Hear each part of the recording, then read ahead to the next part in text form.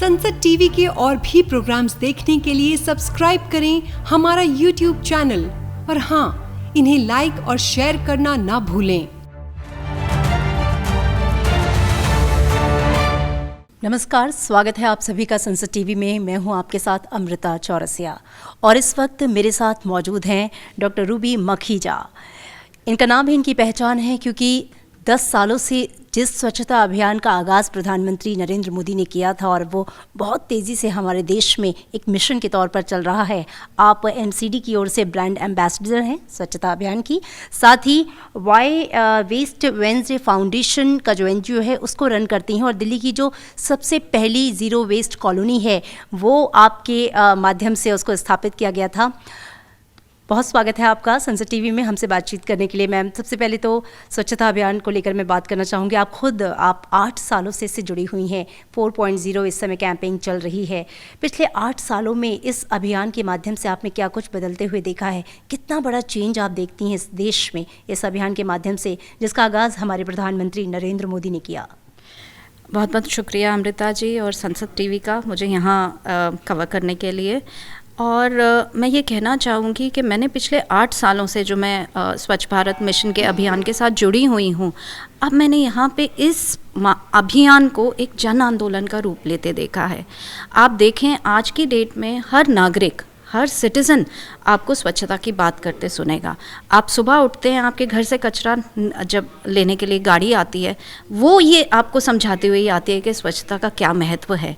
तो आप देखिए, पिछले 8 सालों में धीरे धीरे जब वो एक छोटे से एक मैं कहूँगी एक इनिशिएटिव से प्रधानमंत्री जी ने इसको शुरू किया, आज देखिए देश का हर बच्चा जानता है कि स्वच्छता क्या है और इसका मकसद क्या था। इसका मकसद ये था, देखिए हमारा देश हर चीज़ में सबसे आगे। आप देखिए हमारे देश के बच्चे बाहर जाके कितना नाम कमाते हैं। हमारे यहाँ डेजर्ट्स हैं, हमारे यहाँ बीचेस हैं, हमारे यहाँ माउंटेन्स हैं, हिल्स हैं। ऐसी कोई चीज़ नहीं है जो हमारे देश में नहीं है। अगर हम अपने देश में कि स्वच्छता को किसी तरीके से, पूरे तरीके से स्पिरिट में इसको कंप्लीट कर पाएँ, आई थिंक हमारा देश पहले ही इतना प्रोग्रेसिव है, कोई कमी हमारे देश के अंदर नहीं रहेगी। और आज हम देखते हैं बच्चे जब कॉलेज स्कूलों से निकलते हैं, उनकी एक इच्छा होती है बाहर जाके सेटल करना है। क्यों ना हम लोग अपने देश को इतना बेहतर बनाएं, इतना लिवेबल बनाएं कि हमें अपने बच्चों को बाहर भेजने की ज़रूरत ना पड़े। अपॉर्चुनिटीज़ की कोई कमी नहीं है आज की डेट में हमारे देश में। बस ये थोड़ी सी चीज़ अगर हम इसके बारे में जागरूक हो जाएंगे तो बहुत फ़र्क पड़ेगा। और क्या मतलब बहुत ही बेसिक सी चीज़ है, सिर्फ 3 चीज़ें कहूँगी जो कि अगर एक आम इंसान करना शुरू कर दे तो ये उसका राष्ट्र निर्माण की तरफ सबसे बड़ा योगदान होगा। तो आप देखिए, आप सिर्फ घर से गीला, सूखा और सैनिटरी कचरा अलग करके देना है। हम ये भी नहीं कह रहे हैं कि आप उस कचरे को अलग अलग करके रखें, आपको सिर्फ उसको मिक्स नहीं करना है। बहुत सिंपल सी चीज़ है। दूसरा, सिंगल यूज़ प्लास्टिक का इस्तेमाल कम से कम करें। घर से झोला लेके चलें, घर से पानी की बोतल लेके चलें जैसे हम अपने बचपन में लेके चला करते थे। और तीसरी चीज़, सड़क पे ना कचरा फेंकें ना थूकें। अगर हम ये 3 चीज़ें भी कर लेंगे तो मुझे लगता है आपके देश में बहुत बहुत बड़ा बदलाव आएगा और आप ही के बच्चों का जो है भविष्य ज़्यादा उज्जवल होगा। मैम, एक चीज़ और, वाई वेस्ट वेंसडे फाउंडेशन के आप फाउंडर हैं। क्या मकसद है इस एनजीओ का और अब तक की इसकी यात्रा कैसी रही? देखिए अमृता जी, मेरे लिए तो एक ये बहुत ही मैं कहूँगी बहुत प्रोफाउंड एक एक्सपीरियंस रहा है स्वच्छता का। मैं पेशे से एक डॉक्टर हूँ, आँखों की सर्जन हूँ, लेकिन जब मैं इस अभियान से जुड़ी, शुरू में मैंने बैलेंस करने की कोशिश करी कि थोड़ा काम, प्रोफेशन और थोड़ा सा स्वच्छता की एक्टिविटीज़, लेकिन ये इतना मुझे लगने लग गया, प्रोफाउंड मुझे लगा कि इसका इतना ज़्यादा हेल्थ इंडस्ट्री के ऊपर इम्पैक्ट है कि अगर हम प्रिवेंटिव एंड पे काम करें तो मुझे लगता है कि कई बीमारियां, कम्युनिकेबल डिजीज़ेस हम लोग कम कर सकते हैं। तो डॉक्टर होने के नाते ये बदलाव मेरे अंदर 8 साल पहले आया और धीरे धीरे करके अब मैंने मेडिकल प्रोफेशन से पूरा इस एनजीओ में शिफ्ट कर लिया है। वाई वेस्ट वेडनेसडेज एक मैं कहूँगी एक प्रोजेक्ट के जैसे शुरू हुआ था।